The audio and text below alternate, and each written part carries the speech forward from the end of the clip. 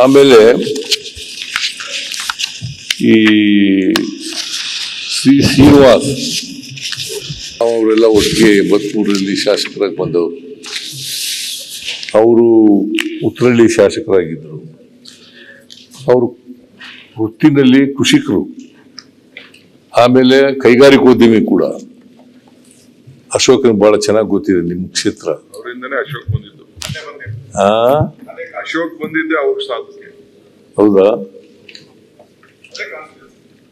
ಅದೇ ಕಾನ್ಸ್ಟಿಟ್ಯೂನ್ಸಿ ಎಲ್ಲ ಅಶೋಕ ಇವತ್ತು ಇಷ್ಟು ಎತ್ತರಕ್ಕೆ ಬೆಳೀಲಿಕ್ಕೆ ಅವರು ಕಾರಣ ಅಂತಕ್ಕಂಥದ್ದನ್ನ ಮರಿಬಾರದು ಅಂತ ಬಯಸ್ತೇವೆ. ಏನೇ ಇರಲಿ, ಅವರು ಆಮೇಲೆ ಪಾರ್ಲಿಮೆಂಟ್ಗೆ ಹೋದ್ರು 99ರಲ್ಲಿ 99ರಲ್ಲಿ ಪಾರ್ಲಿಮೆಂಟ್ಗೆ ಹೋದ್ರು.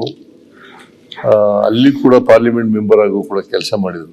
ಸ್ವಲ್ಪ ಗಡಸಾಗಿ ಮಾತಾಡ್ತಿದ್ರು ಅಷ್ಟೇನೆ, ಬಟ್ ಆತ್ಮ ಮಾತ್ರ ಬಹಳ ಒಳ್ಳೆ ಹೃದಯ ಒಳ್ಳೆ ಇತ್ತು, ಬಡವರ ಪರವಾದಂತ ಕಾಳಜಿ ಇತ್ತು. ನನ್ನ ಬಿಸ್ನೆಸ್ಗೆ GST ನೋಟಿಸ್ ಬಂದಿದೆ, ಏನ್ ಮಾಡ್ಬೇಕು ಅಂತ ಗೊತ್ತಾಗ್ತಿಲ್ಲ. ಇಮಿಡಿಯೇಟ್ಲಿ ಒಬ್ಬ GST ಎಕ್ಸ್ಪರ್ಟ್ ಹತ್ರ ಮಾತಾಡು. ಎಲ್ಲಿ ಹುಡುಕೋದು? ಬಾಸ್ ವಾಲಾ ಬಿ ದ ಬಾಸ್ ಅಂತ ವ್ಯಕ್ತಿಯನ್ನ ನಾವು ಇವತ್ತು. ಆಮೇಲೆ ಬೆಂಗಳೂರು ಅಭಿವೃದ್ಧಿ ಪ್ರಾಧಿಕಾರದ ಸದಸ್ಯರಾಗೂ ಕೂಡ ಕೆಲಸ ಮಾಡಿದ್ರು. ಸೊ ಅವರು ಕನಕಪುರ ಲೋಕಸಭಾ ಕ್ಷೇತ್ರದಿಂದ ಆಯ್ಕೆಯಾಗಿದ್ರು. ಅವರು ನಮ್ಮನ್ನು ಅಗಲಿದ್ದಾರೆ. ಅವರ ಆತ್ಮಕ್ಕೆ ಚಿರಶಾಂತಿ ದೊರಕಲಿ ಅಂತೇಳಿ ನಾನು ಪ್ರಾರ್ಥನೆ ಮಾಡ್ತೇನೆ. ಆಮೇಲೆ ಮಾಜಿ ಶಾಸಕಿ ಜಯವಾಣಿ ಮಂಚೇಗೌಡ,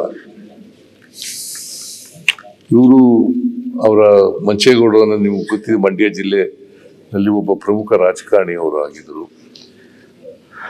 ಅವರು ತಮ್ಮ 91ನೇ ವಯಸ್ಸಿನಲ್ಲಿ ನಿಧನರಾಗಿದ್ದಾರೆ.